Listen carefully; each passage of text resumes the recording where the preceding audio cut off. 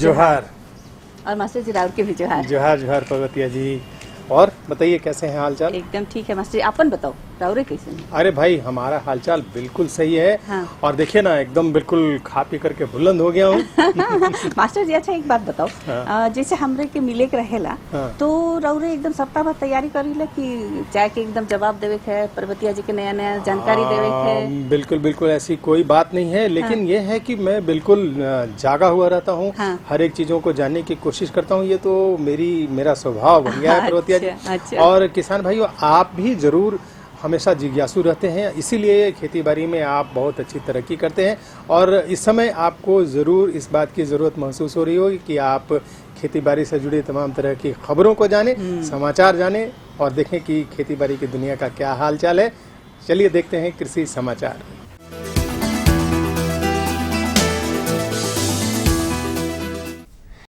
नमस्कार, कृषि समाचार में आपका स्वागत है। मैं हूं दीप्ति रेखा। आइए देखते हैं आज कृषि समाचार में क्या है खास। राज्य में डेयरी व्यवसाय को बढ़ावा देने के लिए चलाई जा रही है केंद्र प्रायोजित योजना।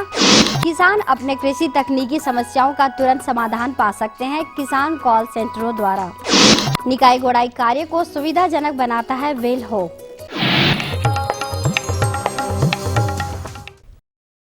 राज्य में केंद्र द्वारा चलाई जा रही उद्यमिता विकास योजना के अंतर्गत डेयरी व्यवसाय को बढ़ावा देने के लिए राज्य के ग्रामीणों को कई प्रकार से सहयोग पहुंचाई जा रही है। केंद्र प्रायोजित उद्यमिता विकास योजना के तहत हमारे झारखंड राज्य में दुग्ध उत्पादन व्यवसाय के विकास के लिए स्वयं सहायता समूह के सदस्य, दूध सहकारी समितियां, दूध संघ और प्रगतिशील किसानों को सहयोग दिया जा रहा है। नाबार्ड के द्वारा राष्ट्रीय व्यावसायिक बैंकों के माध्यम से इस योजना का क्रियान्वयन किया जाता है। इनसे जुड़े सदस्य इस योजना का लाभ लेने के लिए गव्य विकास पदाधिकारी और नाबार्ड के जिला प्रबंधक से संपर्क कर सकते हैं।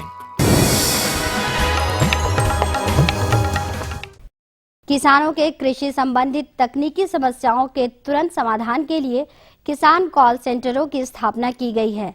राज्य के कृषक बिरसा कृषि विश्वविद्यालय के कॉल सेंटर की दूरभाष संख्या 0651245069 और 0651245095 पर कार्यालय अवधि में संपर्क कर सकते हैं। साथ ही भारत सरकार द्वारा स्थापित कॉल सेंटर की दूरभाष संख्या 1551 जो कि टोल फ्री नंबर है, उनमें संपर्क कर अपने कृषि संबंधी समस्याओं का तुरंत समाधान प्राप्त कर सकते हैं।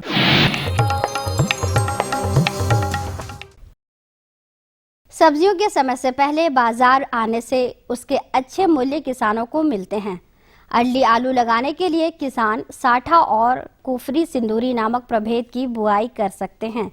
ये प्रभेद अच्छा उत्पादन देने में सक्षम है। किसान भाई को राय सलाह दी जाती है कि अगर ये जो महंगाई है उसके देखते हुए जो है आलू की 2 फसल वो ले सकते हैं। एक साठा जो कि 60 दिन में तैयार हो जाता है और कुफरी सिंदूरी जो अक्टूबर महीने से ही शुरू हो जाता है, तो उसको ले लें और उसको जो है अपना जो खेत तैयार करते हैं, तैयार करते समय उसमें गोबर की पूरी मात्रा देनी चाहिए। और इसके बाद जब आलू लगाते हैं तो पोटास अवश्य देते हैं, जो कि हमारे किसान भाई नहीं देते हैं। तो ये विशेष ध्यान करके वो जो है पोटास का प्रयोग करें आलू में। स्वस्थ, गुणवत्ता युक्त और पौष्टिक फसल हमें तभी प्राप्त हो सकते हैं जब लगाए जाने वाले फसल के बिचड़े स्वस्थ और रोग रहित हों। तो स्वस्थ बिचड़े कैसे उगाएं और उनकी देखभाल कैसे करें, आइए जानते हैं बेहतर तकनीक में। अच्छे बिचड़े प्राप्ति के लिए कुछ बातों पर ध्यान देना बहुत जरूरी होता है। पौधशाला में क्यारियों की तैयारी में कंपोस्ट खाद का प्रयोग करना चाहिए, क्योंकि मिट्टी तथा बीजों को उपचारित कर लेना अच्छा होता है। अंकुरण के 1 सप्ताह बाद नवजात पौधों को पत्रभक्षक कीटों और कई प्रकार के रोगाणुओं से सुरक्षा के लिए मोनोक्रोटोफॉस दवा का छिड़काव करना चाहिए। स्वस्थ बिचड़ों के समुचित विकास के लिए साधारण उर्वरकों के अलावे मिराकुलान नामक वृद्धिवर्धक हार्मोन का छिड़काव उचित मात्रा में करना चाहिए और तैयार बिचड़ों को उखाड़ने के बाद उनकी जड़ों को बेनगार्ड और स्ट्रेप्टासाइक्लिन का घोल बनाकर 1-2 घंटे के लिए डुबो कर रखना अच्छा होता है।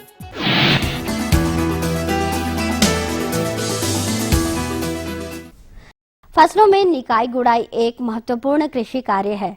इस कार्य को सुविधाजनक बनाता है व्हील हो उपकरण। यह उपकरण एक दिन में 20 डिसमिल खेत की निकाई कर सकता है। इस उपकरण को व्हील हो कहते हैं। यह निकाई गुड़ाई के काम के लिए बहुत ही उत्तम उपकरण माना जाता है। इसकी कार्य क्षमता 20 डिसमिल प्रति दिन है। इसे प्राप्त करने के लिए किसान बिरसा कृषि विश्वविद्यालय के अभियंत्रण विभाग से संपर्क कर सकते हैं।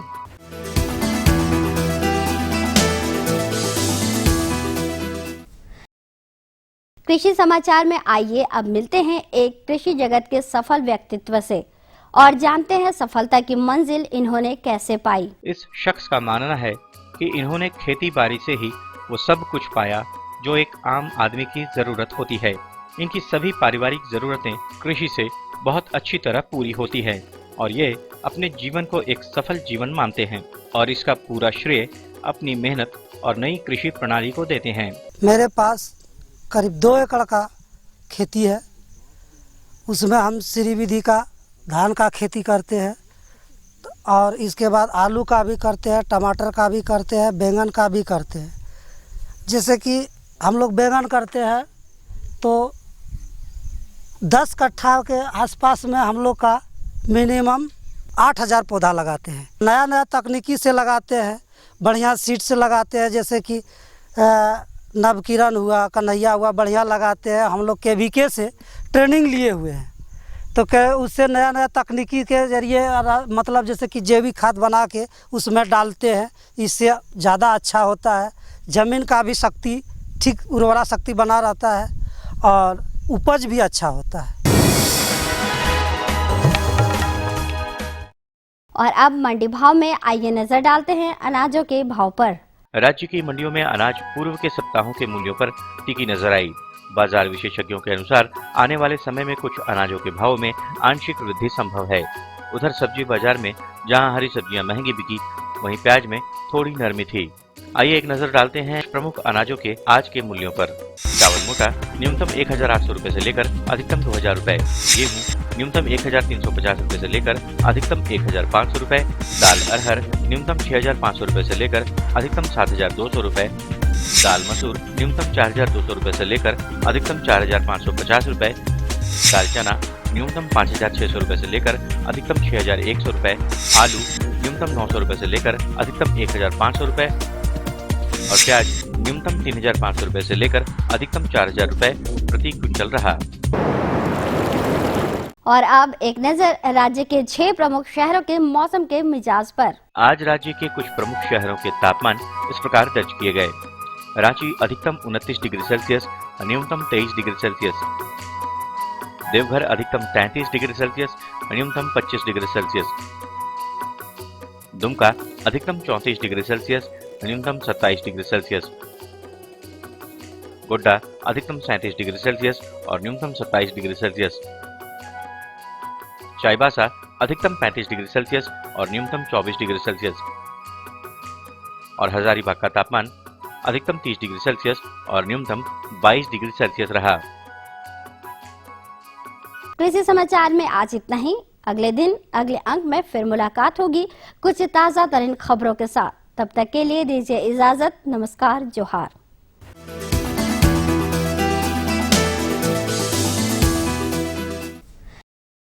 ये लो और बताओ। बस। अरे ये क्या भैया जी, बस इतनी सी रासायनिक खाद? किसानी छोड़ रहे हो क्या? किसानी नहीं, नादानी छोड़ रहे हैं। मिट्टी की जांच कराई है। अब तो लालाजी जितनी जरूरत है उतने ही उर्वरक खेत में डालेंगे। हाँ, किसान भाई आज ही अपने जिले की नजदीकी भूमि परीक्षण प्रयोगशाला में मिट्टी की जांच जरूर करवाएं और मिट्टी में पोषक तत्व, नमी व पौधे के विकास को देखते हुए केवल जरूरत के अनुसार ही पोषक तत्व डालें। और हाँ, मिट्टी में गंधक, जस्ता, बोरोन जैसे सूक्ष्म पोषक तत्वों का पता लगाना भी न भूलें। उर्वरक और जैविक खाद के सही उपयोग से भूमि का उपजाऊपन बनाए रखें, उत्पादकता बढ़ाएं, खर्चा घटाएं और बहुमूल्य विदेशी मुद्रा बचाने में भी सहयोग दें। और हाँ, धीमी गति से नाइट्रोजन उपलब्ध कराने वाले उर्वरकों जैसे नीम लेपित यूरिया को प्राथमिकता दें और यूरिया का पत्तों पर छिड़काव करें। अरे वाह, तू तो सचमुच समझदार हो गया रे। अधिक जानकारी के लिए संपर्क करें जिला कृषि अधिकारी या किसान कॉल सेंटर। विराम के बाद आप सभी दर्शकों का कृषि दर्शन कार्यक्रम में एक बार फिर से स्वागत है। तो पर्वतिया जी अब बताइए कि आज आप किस विषय पर बातचीत करना चाहते मास्टर ऐसा है नहीं कि ये जे हमर बगल में नहीं एगो रामू काका रहे ना, तो उ रात भर ओकर गाय इतना परेशान करलक, काले तो एकदम कांपते रहलक और उमर कोनो करते रहलक कि हमके बुझाला कि कोनो दिक्कत है। और बुझाला कि राउत से पूछो कि जे दुधारू पशु मन है सेकर काला के देखभाल करल जाए ताकि एकदम स्वस्थ रहें, बढ़िया से दूध देवें।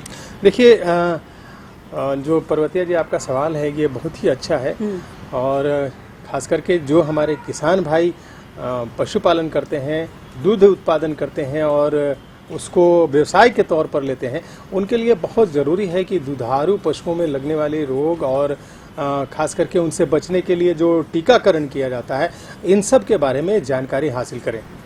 और इसके लिए तो हमें अपने विशेषज्ञ से मिलना चाहिए। तो चलिए किसान भाइयों, अपने विशेषज्ञ डॉक्टर असद हुसैन जी से मिलते हैं और इसकी जानकारी लेते हैं। किसान भाइयों नमस्कार, कृषि दर्शन कार्यक्रम में आपका बहुत बहुत स्वागत है।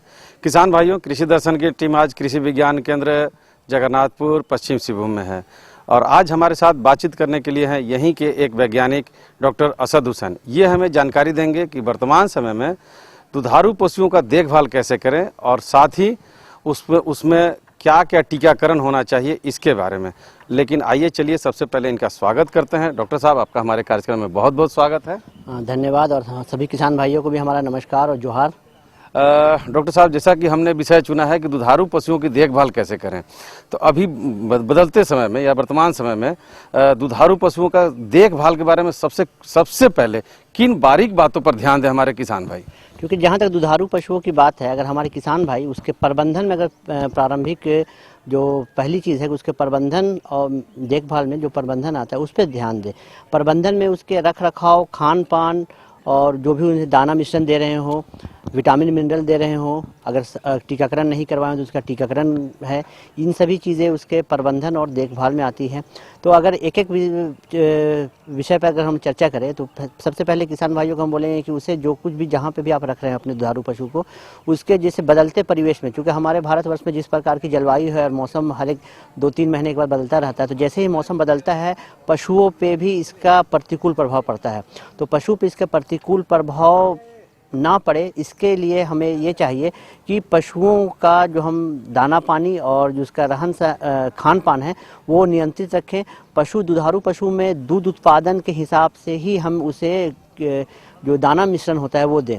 अब हमारे किसान भाई बहुत से हैं जो या तो संकर नस्ल की गाय रखे हुए हों या देसी नस्ल की गाय रखे हुए हों, अगर उच्च श्रेणी की देसी नस्ल की भी गाय हैं जिनका प्रतिदिन 6 से 8 लीटर दूध उत्पादन हो रहा हो, या अगर संकर नस्ल की गाय हैं जो 8 से 10 लीटर दूध उत्पादन कर रही हों, तो किसान भाइयों को चाहिए कि क्योंकि दूध उत्पादन एक शरीर के विभिन्न आंतरिक क्रियाओं के बाद दूध उत्पादन होता है, उस स्थिति में किसान भाइयों को प्रति लीटर दूध उत्पादन के लिए या ये किसान भाई देखें कि प्रति लीटर दूध उत्पादन के लिए 2 से 2.5 केजी दाना मिश्रण दिया जाना चाहिए और 1 केजी जो है सो उसे दाना मिश्रण जो है वो शरीर के सामान्य क्रियाओं के लिए दिया जाना चाहिए।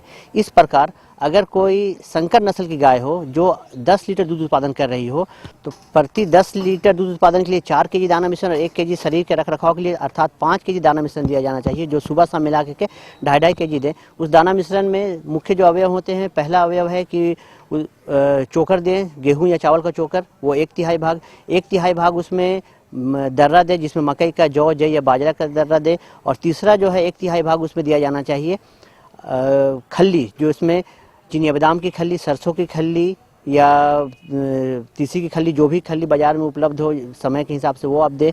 साथ ही साथ उसे सुबह शाम प्रत्येक समय के दाना में 25 ग्राम जो है सो खाने वाला नमक दे और 50 ग्राम जो है वो मिनरल मिक्सचर दे, जो बाजार में विभिन्न दवा कंपनी अलग अलग नाम से उसको उपलब्ध करा रही हैं, ये दे।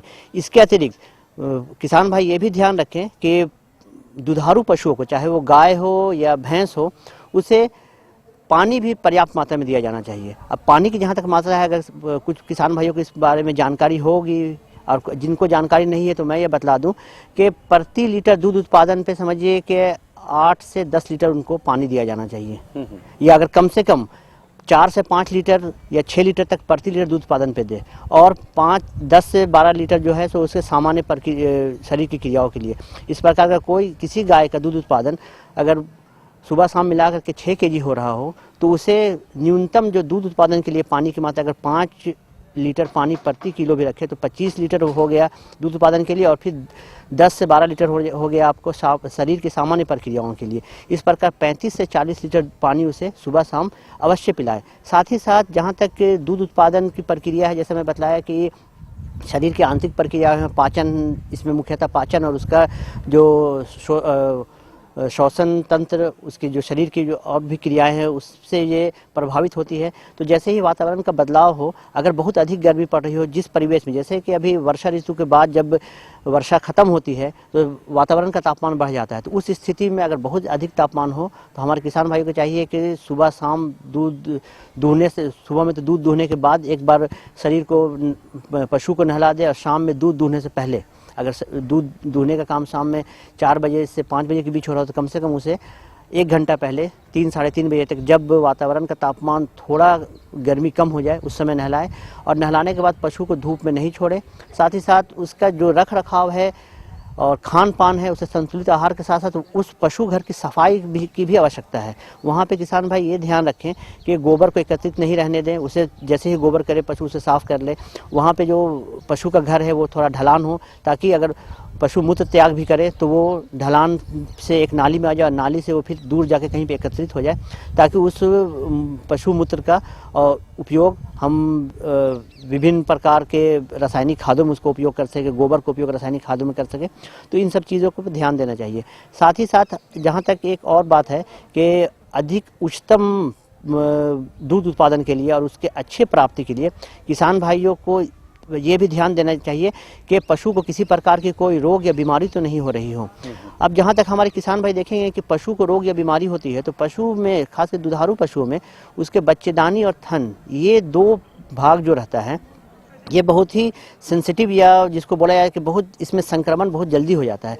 तो इस पर जब भी उसके गुहाल की या जो पशु घर की साफ करे, जहाँ पे गाय रखे हुए हो या भैंस रखे हुए हो, उस घर की सफाई में किसान भाई को ये ध्यान देना चाहिए कि पशु के आगे वाले भाग में, अर्थात मुंह वाले भाग में भी वो देखे कि कहीं पशु को तो सर्दी तो नहीं है या खांसी तो नहीं है, या एक धांसी एक होता है जिसमें पशु जो है सो पूरे खुल के नहीं खांस पाता है, या कभी ऐसा होता है कि नाक से पानी चल रहा हो या नाक बहुत ज़्यादा सर्दी हो। अगर पशु को बुखार हो जाए तो पशु के जो दोनों नाक के बीच का भाग है, जिसको हम लोग थुथुन बोलते हैं हिंदी में, या जिसको मजल बोला जाता है, उस भाग में वहाँ पे अगर पशु स्वस्थ है तो देखेंगे कि वहाँ पे दाना दाना दाना दाना पानी जैसा ये रहता है, वो तो हल्का नमी रहती है। और पशु किसी भी प्रकार के रोग में अगर बीमार पड़ जाता हो तब उसमें देखेंगे कि वो भाग जो सूखा रहता है।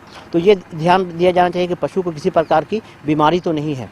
दूसरा, इसमें एक और ध्यान दिया चाहिए कि अगर पशु को बीमारी हो रही है, बहुत से ऐसे विषाणु जनित या जीवाणु जनित बीमारियां हैं जिसके बचाव के लिए पशुओं में टीकाकरण किया जाता है। तो मुख्यतः इस क्षेत्र में जैसे है कि खुरा चपका का रोग पाया जाता है, गला घोटू का रोग है, लंगड़ी का रोग है, एंथ्रेक्स है, ये सब रोग जो है इस क्षेत्र में ज़्यादा पाया जाता है। तो इन रोगों से बचाव के लिए टीकाकरण किया जाना चाहिए। अब जैसे टीकाकरण, किसान भाई अगर किसी रोग का टीकाकरण कर चुके हों तो देख लेना चाहिए कि उस टीकाकरण का प्रभावी, वो टीकाकरण कितने दिन तक प्रभावी है, क्योंकि दवा कंपनी के निर्देशानुसार उस टीके के जो डब्बा रहता है उसमें लिखा रहता है कि कभी कोई 6 महीने के लिए प्रभावी रहता है, कोई साल भर के लिए प्रभावी रहता है। तो उसको देख करके किसान भाई उस टीकाकरण का समय नोट कर ले कि कब करवाएं। और गाभिन गायों के लिए टीकाकरण एक अलग, खास करके खुरा चपका के लिए क्लोवैक्स टीका आता है, उसे दिया जाना चाहिए। जो गायें या भैंसें गाभिन नहीं हो उसे सामान्य भी खुरा चपका का टीका दिया जा सकता है। और साथ में गला घोटू और लगनी का टीकाकरण होता है, उसे भी किसान भाई पशु के लक्षण को देखकर करवा ले। फिर भी किसी प्रकार का विशेष अगर ऐसा रोग हो जाए या और भी कोई भी रोग हो जाए तो नज़दीक के पशु चिकित्सक से वो अवश्य सलाह लें। डॉक्टर साहब ने आपको एक ही बार में संपूर्ण जानकारी दे दी दुधारू पशुओं के देखभाल के बारे में और उसके टीकाकरण के बारे में। डॉक्टर साहब, आप हमारे कार्यक्रम में आए, इसके लिए आपका बहुत बहुत धन्यवाद। धन्यवाद। अम्मा खाना दे दो ना।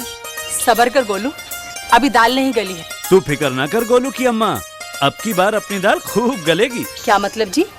अब की बार NFSM के तहत दाल की पैदावार को बढ़ाने के तरीकों को दिखाने के लिए देश में 1000 क्षेत्र चुने गए हैं, जिसमें हमारा इलाका भी आ गया है। पर इससे हमें क्या फायदा? हमें 5 एकड़ खेती के लिए खाद और कीटनाशक के अलावा बढ़िया बीजों की एक मिनी किट भी मिलेगी। इतनी दाल का करेंगे क्या जी? अरे भगवान, सरकार ने दलहन का समर्थन मूल्य भी खूब बढ़ा दिया है। और इनकी खरीद का भी पूरा इंतजाम कर लिया है। इससे आमदनी बढ़ेगी और फिर हमारा गोलू अच्छे स्कूल में जाकर के कृषि वैज्ञानिक बनेगा। हाँ, तो हमके बुझाला कि रामू काका अगर दई खोबे होले उनकर समस्या का समाधान भी हो जाए, और नहीं तो फिर हम जाके बताइए दो, इतना बढ़िया से रौरे बताए देली कि और कैसे हमारे देखभाल जो करे। किसान भाई जिनके साथ ऐसी समस्याएं होंगी उनका भी समाधान जरूर हुआ एकदम होगा। हो जाए हुई मास्टर जी। हाँ। तो और जय एक ठो बात पूछे के रहे वो रहे कि आलू कर खेती के बारे में तनी जानकारी दे दीजिए। भाई देखिए किसान भाइयों, आप देखिए पर्वतिया जी जो है ना हर समय बहुत सही समय पर सही सवाल करती हैं, और आप जानते हैं कि इस समय जो खरीफ का फसल है वो जैसे ही हम लोग ख़त्म करते हैं तो हमारे जो किसान भाई हैं उनके पास आलू की खेती के लिए समय होता है, और आप सभी बिल्कुल तैयारी कर रहे होंगे आलू की खेती के लिए। तो चलिए, आलू की खेती आप इस समय जब करना चाहते हैं तो कौन कौन सी बातों का आपको ध्यान रखना चाहिए, किन किन चीज़ों की आप तैयारी में करेंगे और कैसे कैसे आप मिट्टी की जांच कराएंगे, क्या करेंगे, इन तमाम बातों की जानकारी हासिल करते हैं अपने विशेषज्ञ डॉक्टर संजय कुमार साथी से। किसान भाइयों नमस्कार, कृषि दर्शन कार्यक्रम में आपका स्वागत है। किसान भाइयों, कृषि दर्शन की टीम आज कृषि विज्ञान केंद्र जगन्नाथपुर पश्चिमी सिंहभूम में आई हुई है। किसान भाइयों, आज हम बात करेंगे आलू की उन्नत खेती के बारे में, और इस विषय पर हमें जानकारी देंगे डॉक्टर संजय कुमार साथी जी। डॉक्टर साहब, आपका हमारे कार्यक्रम में स्वागत है। धन्यवाद। डॉक्टर साहब भाइयों, आपको नमस्कार। डॉक्टर साहब, सबसे पहले हमारे किसान भाइयों को बताएं कि आलू की उन्नत खेती किस प्रकार की जाए। आलू की उन्नत किस्म करने के लिए सबसे पहले तो हम लोग खेती की तैयारी करें। खेती की आप गहरी जुताई करके उसको घास फूस जो भी है सब निकाल दें। उसके बाद सड़ी हुई गोबर जो है आपका 150 से 200 क्विंटल प्रति एकड़ आप उसको खेत में मिला दें। 15 दिन पहले ही, आलू लगाने के 15 दिन पहले ही सड़ा हुआ गोबर को मिला दें। उसके बाद हम लोग को किसान भाइयों, हम लोग को बीज का चुनाव सही करना चाहिए। बीज का साइज, बीज का चुनाव सही नहीं करेंगे तो बाद में आपका फसल बर्बाद हो जाएगा। इसके लिए हम लोग का आगात किस्म के लिए जो अर्ली लगाते हैं, तो जो पहले लगाते हैं उसके लिए खुपरी चंद्रमुखी को लेते हैं, आपका कम समय में हो जाएगा। इसके लिए लगाने का समय आपका 10 अक्टूबर से शुरू होता है। फिर आपका मध्यम चुनाव करते हैं, जो मध्य आपका 10 नवंबर से शुरू होता है। इसके लिए आपका खुबरी कुबेर है जो अच्छी किस्म है, इसको भी लगा सकते हैं। फिर आप पिछात किस्म आता है जिसमें हम लोग दिसंबर के बाद लगाना शुरू करते हैं, दिसंबर के पहला सप्ताह से। इसके लिए खुपरी बादशाह है, खुपरी चमत्कार है, तो ये बहुत सारे किस्म है जिसको आप किसान भाई लगा सकते हैं। और बीज का जो आकार है इस पर हम लोग को चुनाव करना चाहिए। बीज का आकार हम लोग को 30 ग्राम होना चाहिए, 30 से 40 ग्राम, इससे ज़्यादा बड़ा साइज का नहीं होना चाहिए। और ऐसा बीज चुनाव करें जिसमें अंकुर निकला हो, या फिर 1 सप्ताह पहले उसको खरीद कर रख ले घर में, तो आपको घर में अंकुर हो जाएगा। और उसको यदि सही सलामत लगाते हैं तो उससे आपका पौधा पूर्ण रूप से निकलेगा। और इसके लिए फिर हम लोग को किसान भाइयों लगाने का दूरी, सही दूरी में लगाएंगे तो हम लोग को सही उपज मिलेगा। इसके लिए किसान भाइयों, कतार से कतार की दूरी है 50 सेंटीमीटर, पौधा से पौधा की दूरी है आपका 20 सेंटीमीटर, एक पौधा से दूसरा पौधा की दूरी 20 सेंटीमीटर, एक कतार से दूसरा कतार का दूरी 50 सेंटीमीटर। इस प्रकार किसान भाइयों इसको लगा सकते हैं। फिर हम लोग को कोड़ाई करना है, आपका 25 से 30 दिन बाद कोड़ाई करेंगे। कोड़ाई करने के बाद 1 सप्ताह छोड़ देंगे वैसे, उसके बाद हम लोग मिट्टी चढ़ा देंगे। इससे हम लोग का वायु का संचार भली भांति होगा, इससे भी उपज में अधिक वृद्धि होता है। फिर हम लोग का खाद का मात्रा, किसान भाइयों हम लोग सही खाद का मात्रा भी दें। और इसके लिए आपका यूरिया जो है, यूरिया आपका 100 से 150 किलो प्रति एकड़। उसके बाद आपका म्यूरेट ऑफ पोटाश आता है, ये आपका 60 से 70 किलो प्रति एकड़। फिर आपका SSP जो आता है ये आपका 200 से 250 किलो प्रति एकड़ आप उसको मिट्टी में डालें। इसमें फॉस्फेट जो है और पोटाश सब जरूरी है, और इसको आप लोग लगाते समय ही डालें। जबकि यूरिया को आपको एक बार एक हिस्सा जो है लगाते समय डालें, उसका दूसरा हिस्सा फिर मिट्टी का कोड़ान करेंगे, मिट्टी चढ़ाएंगे उस समय दीजिए। फिर बाकी जो है फिर आपका लास्ट आपका 40 से 45 दिन में दें।